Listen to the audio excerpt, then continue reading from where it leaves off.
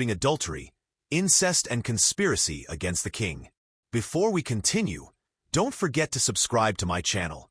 Give this video a thumbs up and turn on the notification bell so you won't miss when I drop a new one. Alright, let's continue.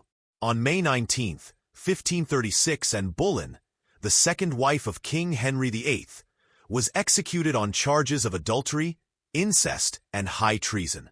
Her death marked a pivotal moment in English history, not only because of the dramatic fall of a queen, but also due to the political and religious upheavals it symbolized. The question that has persisted through the centuries is whether Anne was truly guilty of the charges leveled against her, or if she was the victim of a calculated political conspiracy. And Boleyn's ascent to the throne was as remarkable as it was controversial. Born into the ambitious Boleyn family, and was educated in the Netherlands and France, acquiring sophistication and charm that captivated the English court upon her return. Initially serving as a lady-in-waiting to Queen Catherine of Aragon, and caught the eye of King Henry VIII. Unlike many women of her time, Anne refused to become the king's mistress, insisting on marriage, a stance that set the stage for monumental changes in England. Henry's desire to marry and led to his break with the Roman Catholic Church after Pope Clement VII refused to annul his marriage to Catherine. This schism resulted in the establishment of the Church of England, with the king as its supreme head. In January 1533, Henry and Anne married in secret, and she was crowned queen in June of that year. However, the marriage quickly faced challenges, particularly due to Anne's failure to produce a male heir. By 1536, Anne's position had become precarious. She had given birth to a daughter, Elizabeth, but suffered several miscarriages thereafter.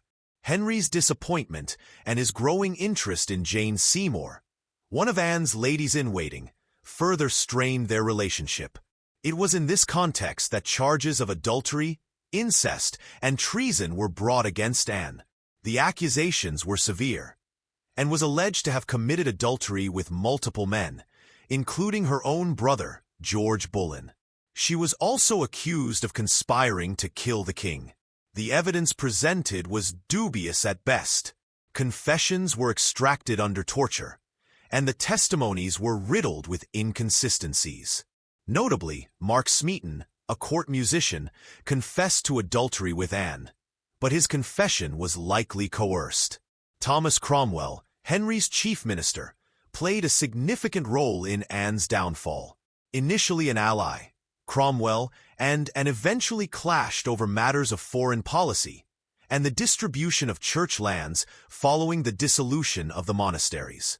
Their deteriorating relationship provided Cromwell with both motive and opportunity to orchestrate Anne's removal.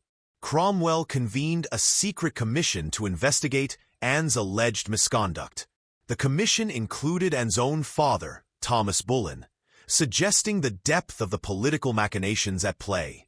The rapid arrests and trials of Anne and the accused men indicate a premeditated effort to eliminate her.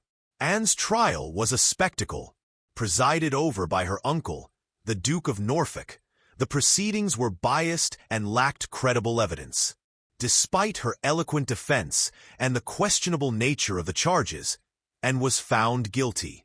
On May 17, 1536, the accused men were executed. 2 days later, Anne met her fate. In a calculated move, Henry arranged for a French swordsman to carry out the execution, a method considered more merciful than the traditional axe. Anne's composure and dignity in her final moments left a lasting impression on witnesses. She was buried in an unmarked grave in the chapel of St. Peter ad Vincula within the Tower of London. The legitimacy of the charges against Anne has been debated extensively. Contemporary historians largely agree that the accusations were unfounded and politically motivated. The lack of concrete evidence, the use of torture to obtain confessions, and the swift nature of the proceedings all point to a predetermined outcome. Some scholars, like George Bernard, have argued that Anne's behavior may have been imprudent, potentially giving rise to suspicion. Bernard cites a 1545 poem by Lancelot de Carles, which details the charges against Anne. However, this perspective is in the minority, and the poem itself is not considered a reliable source. Henry's marriage to Jane Seymour, just days after Anne's execution, underscores the political expediency of the situation. Jane gave birth to a male heir, Edward VI, but died shortly after. Ironically, Anne's daughter, Elizabeth, would later ascend to the throne and become one of England's most revered monarchs. And Boleyn's story has endured as a cautionary tale of ambition, power, and the perils faced by women in patriarchal societies. Her execution serves as a stark reminder of how political agendas can override justice. And Boleyn's execution was less about personal misconduct and more about political necessity. The charges against her were a convenient means to an end for those seeking to consolidate power and align with the king's desires. While the truth of her innocence may never be definitively proven, the consensus among historians leans heavily towards the view that Anne was a victim of a calculated political setup. Historians believe the charges against her were false, issued by Henry VIII to remove Boleyn as his wife and enable him to marry his third wife, Jane Seymour, in hopes of producing a male heir.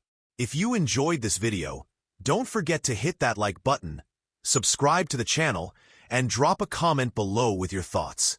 Until next time, stay curious and keep exploring.